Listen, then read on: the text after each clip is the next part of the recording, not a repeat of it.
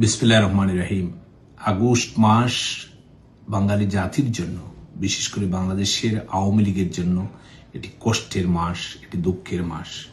এই মাসের 15ই আগস্টে আমরা হারিয়েছি হাজার বছরের শ্রেষ্ঠ বাঙালি জাতির জনক বঙ্গবন্ধু শেখ মুজিবুর রহমান, বঙ্গমাতা বেগম ফজিলাতুন্নেছা মুজিব, শিশুপুত্র শেখ রাসেল সহ 75-এর 15ই আগস্টে বঙ্গবন্ধু পরিবারের অনেক সদস্য এবং অনেককে আমরা হারিয়েছি। এই মাসের 21শে আগস্টে গ্রেনেড হামলায় বঙ্গবন্ধু কন্যাকে হত্যার ষড়যন্ত্র করা হয়েছিল। হারিয়েছিলাম আমরা আইবি রহমান সহ অনেক শহীদকে।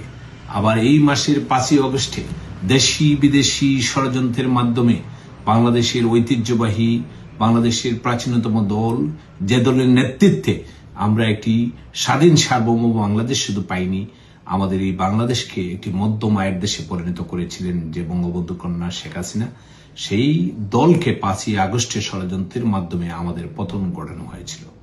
আজকের এই 15ই আগস্টকে সামনে রেখে আমি একটি স্পষ্ট বার্তা দিতে চাই যে 15ই আগস্টে বঙ্গবন্ধু হত্যাকাণ্ডের পরে এই বাংলাদেশে গণতন্ত্র বিপন্ন হয়েছিল, এই বাংলাদেশে সামরিক শাসন এসেছিল, এই বাংলাদেশে বিদেশি শক্তির প্রচ্ছন্ন ছায়ায় বাংলাদেশের স্বাধীনতা সার্বভৌমত্ব বারবার বিঘ্ন করার ষড়যন্ত্র হয়েছিল। সেই বাংলাদেশ আজকে কি ভালো আছে? এই বাংলাদেশে মানুষ হাহাকার করছে বিদ্যুতের জন্য, পানির জন্য, গ্যাসের জন্য।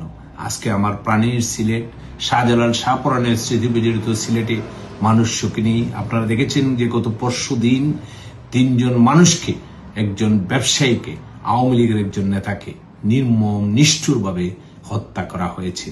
আজকে গত 6 মাসে 2500 খুন হয়েছে, শত শত বোনকে, শত শত মেয়েকে হত্যা করা হয়েছে, রেপ করা হয়েছে। আমাদের এই বাংলাদেশে আজকে ছিনতাইয়ের নগরীতে ঢাকা শহর পরিণত হয়েছে। আজকে মানুষ, কৃষকরা সার পাচ্ছে না। আজকে বাংলাদেশের অর্থনীতির বেহাল দশা।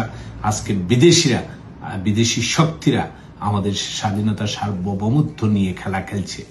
আসুন প্রত্যেক আওয়ামী লীগের নেতা কর্মীরা, যে 75-এর 15ই আগস্টে বঙ্গবন্ধুকে আমরা হারিয়েছিলাম, সেই 75-এর 15ই আগস্টকে সামনে রেখে আমরা ঐক্যবদ্ধ হই।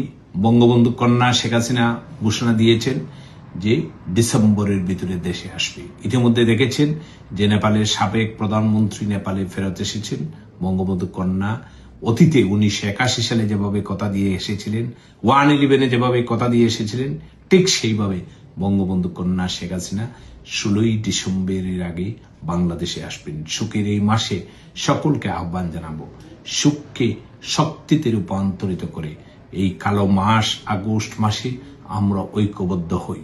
পরিশেষে 1975-এর 15ই আগস্টে বঙ্গবন্ধু পরিবার এবং যারা শহীদ হয়েছেন তাদের আত্মার মাগফিরাত কামনা করছি। আপনারা সকলেই ভালো থাকুন। জয় বাংলা, জয় বঙ্গবন্ধু।